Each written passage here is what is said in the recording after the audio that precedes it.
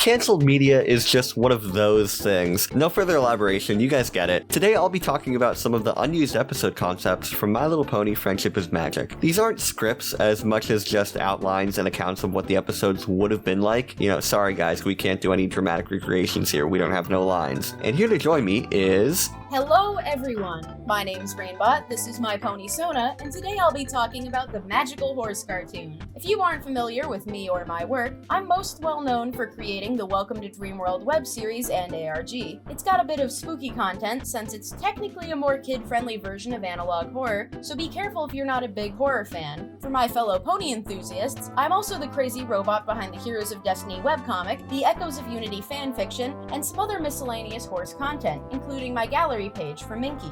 It would be super neat if you'd like to take a peek at some of my projects, especially since I've always wanted to do more YouTube collabs like this one. I'm super jazzed to meet y'all, so don't be afraid to stop by. Of course, don't forget to check out their part of the video as well. And oh yeah, this is a 2-part ordeal. And of course, check out their other videos in general. We cover a lot of pretty similar topics. Sugar-Free Pie opens with a sugar deficit in Equestria. With the shortage, Pinkie Pie eventually has no sugar in her system, and this makes her smarter and more logical. I'd compare this one to the arc in the comics, where Discord turns logical, except here Pinkie Pie's just boring and not trying to turn everyone into a hive mind. The main 6 are worried that the old Pinkie Pie might have been gone forever, so we follow them for a bit as they try to give her a little bit of sugar to turn her back. It ends with them deciding to throw a party for the new Pinkie Pie to try and get her back that way, and she realizes that she was happier when she was a sugar fiend. In concept, I think this one could have worked, but there's some sort of parallel you could make between sugar and illicit substances that I'm guessing led them to not want to put this one into motion. Philadelphia Ragtime shows the map calling Rarity and Applejack to the city of Philadelphia, where the pair quickly discover that they've arrived on election day and Flam is the new mayor. His first order of business as mayor, banning apple cider from the city, just all of it. The beverage will instead be replaced with a potato-based drink called True Spud. Applejack has been coming to this city to do cider sales for ages,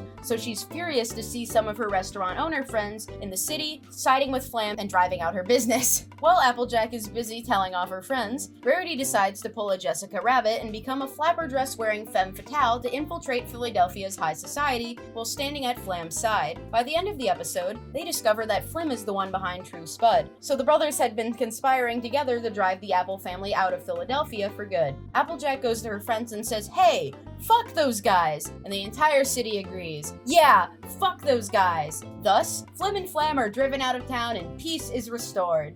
Applejack Pony's Equestrian Vacation. Just by the title, I was really excited to see what this one was about. Like the vacation movies, but instead of Chevy Chase, it's Applejack and Co. What a gay old time. In actuality, this one has more similarities to Applejack's Day Off. After a busy harvest, her friends plan a vacation for her at this Hawaiian-esque resort. They try and get her to relax, but Applejack just can't stand being idle. She tries to be useful and help around the resort, but the ponies there refuse, until at the end, she solves this big problem for them and realizes that she's more comfortable working than being on vacation. The lesson of the episode would have been about that, as well as accepting gifts from your friends. I think this one definitely needed a few tweaks, but it could have worked. Probably would have been more enjoyable than what it ended up being, if not only for the setting. The Princess of Stress is the working title for my autobiography, but it's also the name of the next episode on our list. Now that Twilight is the Princess of Friendship, anyone with a friendship problem is now coming to her for advice, but the sheer amount of friendship problems is quickly becoming overwhelming for her. While Twilight is having her borderline panic attack, the map gives her the middle finger, calling both Twilight and Fluttershy up to solve another problem in Cloudsdale. Here, we get to go to the Weather Factory, meeting Stormy Feather and Rainbow Shine. If it wasn't obvious by the setup, Stormy Weather is a parallel for Twilight and Rainbow Shine is a parallel for Fluttershy. Twilight and Stormy are both super stressed about issues in the factory, so they want to do everything by the book and approach the issue in a logical manner. But Shine and Fluttershy think they need to slow down to take time processing the heart of the issue.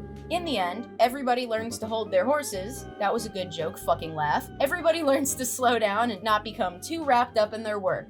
Daring Do's Muse. Very similar to Daring Don't. There's a delay with the next Daring Do book, and Rainbow goes to see what's up. They meet up and they go to this museum where the latest artifact she's captured is. Daring Do says that there haven't been any good adventures to write about, so Rainbow takes it upon herself to steal the artifact to make it look like there's some sort of adventure to be had. Therefore, Daring Do can write another book. There would have been a new character named Rosie Thorne, who's an enemy of Daring Do, and shows up to help Rainbow steal the thing. And let me just say, thanks Celestia, there's a new bad guy in one of these episodes who isn't Dr. Caballero. I was getting real sick of him. It would have turned into another daring do adventure in the end, with the whole ordeal making Rainbow realize that she just needs to be patient. A Day Without Sprinkles is a lot like the future episode Yakety Sax, except it seems like it might have sucked significantly less. Pinkie Pie is vibing while she eats spoonfuls of sprinkles like any other functioning adult would, but she hops up when Fluttershy visits with an injured ocelot. Whenever Pinkie Pie gets too close to the bowl of sprinkles next to the ocelot, she has a sneezing fit. This leads to the horrific discovery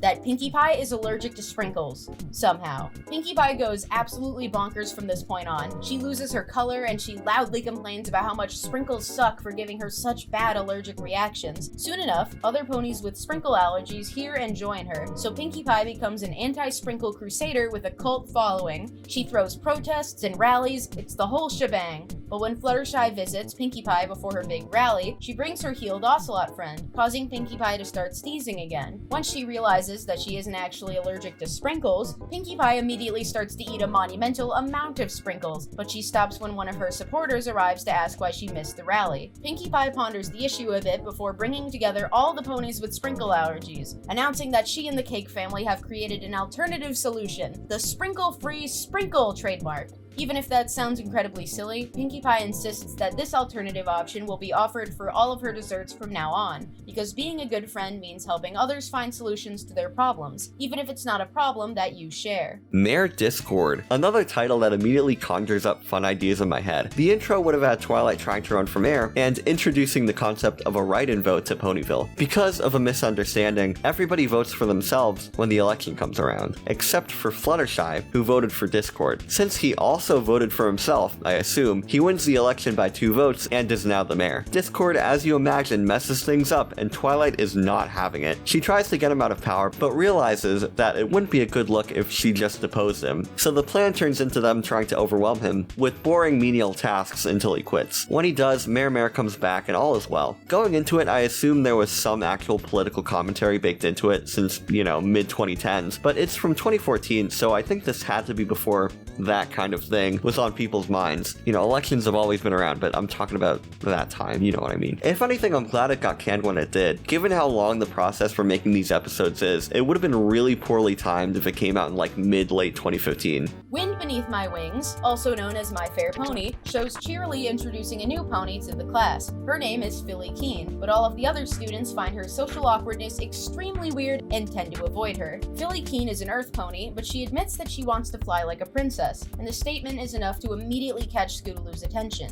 Scootaloo insists on helping Philly, even though the other Crusaders point out that she never asked for help, and hijinks ensue. Philly has a whole workshop where she makes mechanical wings that work, kind of like the gliders that Windsock made to become the only Earth Pony Wonderbolt, in the IDW comics. But Philly only wants to fly so other ponies like her and they don't think she's weird. When there's a showcase for her to show off her invention, it turns out she wants to be just like Twilight, creepy cosplay and all, so Scootaloo has to save her when the wings malfunction. This episode was replaced by The Fault in Our Cutie Marks, that one episode with Gabby, so I can clearly see why they wanted to go in a different direction with this premise. Numberfish fan. I have no idea what that title means. After Discord finds out there's a Twilight Sparkle fan club, he wonders if he has any fans of his own. And he does! There's this one pony who really likes the old evil Discord, and doesn't like that he's gone all soft. Discord humors him by acting like his old self, and later on there would have been a plan by Discord to take over Equestria. The main 6 try and stop him, but then he'd reveal it was all a ploy to teach the fan a lesson. I think this one could have been fun. I can't think of any other episodes where Discord has a new character introduced for him to play off of. Maybe make new friends and keep Discord, but I don't know if that counts. Gallup's Book of Pony Records is about, what else? The Gallup's Book of Pony Records. It's the most important record-keeping organization in all of Equestria, even though we've never heard of it before. And since Rainbow Dash is Rainbow Dash, she's confident that the judges will be coming to Ponyville to award her for some awesome record breaking. However, they're actually here to award Pinkie Pie for her new record of most cupcakes eaten while walking and singing at the same time. Rainbow Dash gets jealous because she thinks that Pinkie Pie's record is ridiculous, so she spends the episode trying to break records of her own. But the judges are only visiting Ponyville to give Pinkie Pie more awards for increasingly random records. Rainbow Dash decides to challenge Pinkie Pie to a huge series of competitions, kind of like the Iron Pony contest, hoping to break a record by winning. But her pursuit of the record leads her into the Everfree Forest, where she runs into the Groot Slang. The Groot Slang is a creature that's half elephant, half anaconda. Fun! In the end, Pinkie Pie helps Rainbow Dash escape the Beast's clutches, presumably in a musical number, and the two break their own oddly specific record together during the escape. The episode was rejected after only 4 days, and I can kinda see why. I know this much is true would have been a flashback episode, focusing on a young AJ and Rarity. It would have taken place right after AJ comes back from Manhattan, like we saw in Season 1. A young Rarity would have been asking her all about it, and AJ would start making stuff up so that she'll be her friend. So in turn, Rarity's just making all these wacky outfits based on what Applejack tells her about the trends in the big city. Obviously, Rarity would have had a little fashion show, where the designs get laughed off the stage. AJ confesses and the two make up, with her learning a lesson about not having to impress someone to be their friend. You know, it's funny that the previous episode would have been a flashback, because this episode would have also taken place in the past. Life of Pi shows us how Pinkie Pie left the rock farm as a teenager, sporting funky 80s attire and leg warmers as she travels. When Pinkie Pie reaches the Everfree Forest, she finds Fluttershy vibing with her animal friends, but she scares Fluttershy off when she tries to throw them a super high-energy party. Pinkie is confused by this, so she goes to Ponyville and meets the Cake family at Sugar Cube Corner, where they offer to let her stay with them while she works through her troubles. Pinkie Pie tries to throw a party to thank them, and the Cakes appreciate the kind gesture, but it still doesn't go very well. We see Pinkie Pie trying to throw parties for everyone in town, but she can't recapture the magic she had with her parties back on the rock farm. Defeated, Pinkie Pie leaves to go sulk in the woods, where she once again runs into Fluttershy and her animal friends.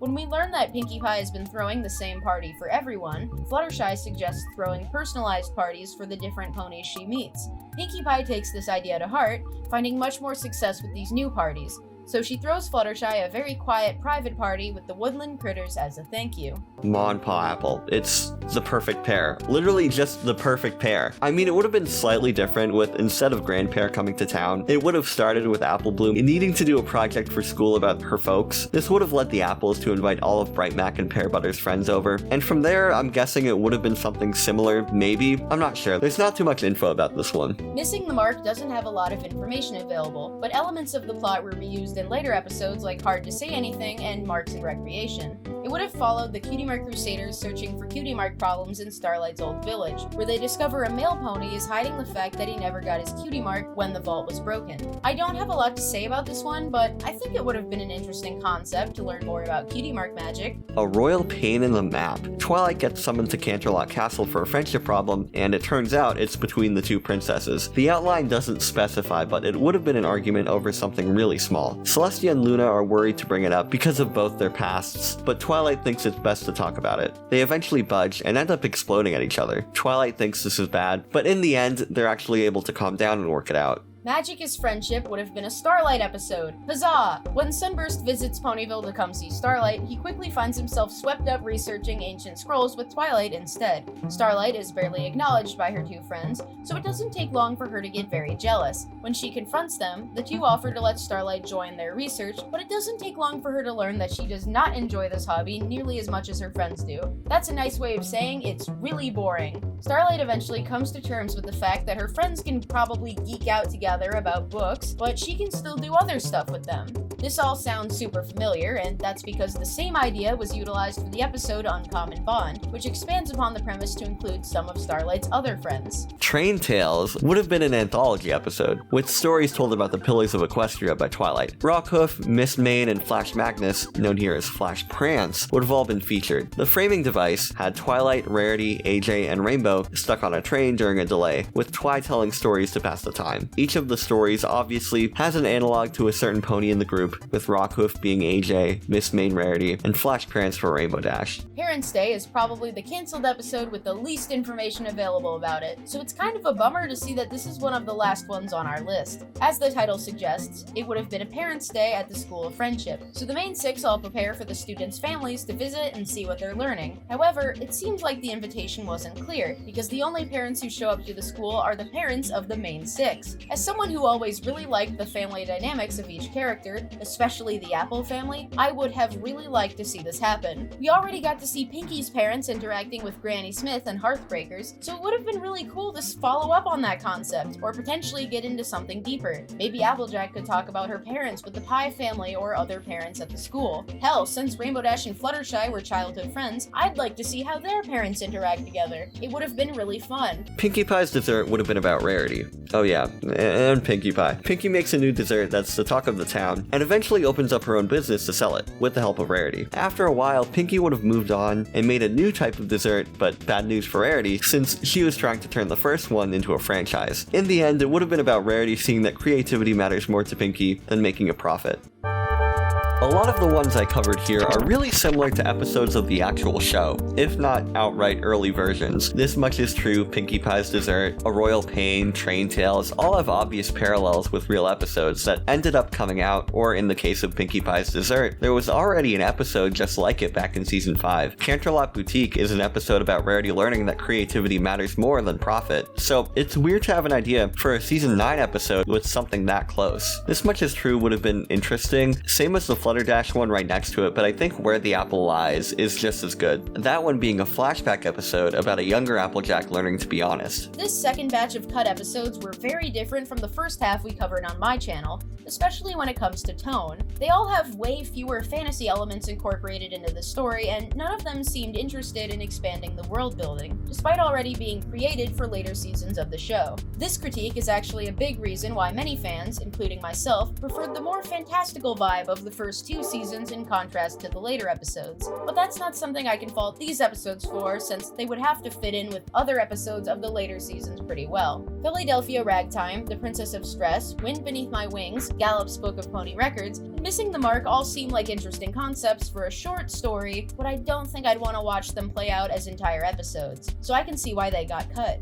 Magic is Friendship was basically a much more limited version of Uncommon Bond, which works way better as a full episode by exploring more than one of Starlight's friendships. Parents' Day would have been tons of fun to explore all sorts of characters and dynamics that we hardly got to see in the show, so I'm actually really disappointed to see that it was cut, especially since it could have easily replaced much worse episodes in Season 8 like Granny's Gone Wild or The Parent Map. Both of those episodes are also about parental figures, but they're also far less interesting. Don't even get me started on Father Knows Beast. I fucking hated that episode. I would have much rather gotten to see Parents' Day instead. Speaking of bad Season 8 episodes, I think that A Day Without Sprinkles would have been a much better episode than Yakety Sax. It has a stronger message, and I like the way it fleshes out Pinky as a character. The only episode that I liked more than these two was Life of Pi, and I'll talk about that in a minute. Number Fish Fan would have been my favorite for sure. It's the most unique out of this batch and would have just been a lot of fun. Discord being egged on by someone to be chaotic and being reluctant about it was never something they thought of doing, and I really like to have seen what they did with it. Like I said before, I absolutely adore Parents' Day and A Day Without Sprinkles.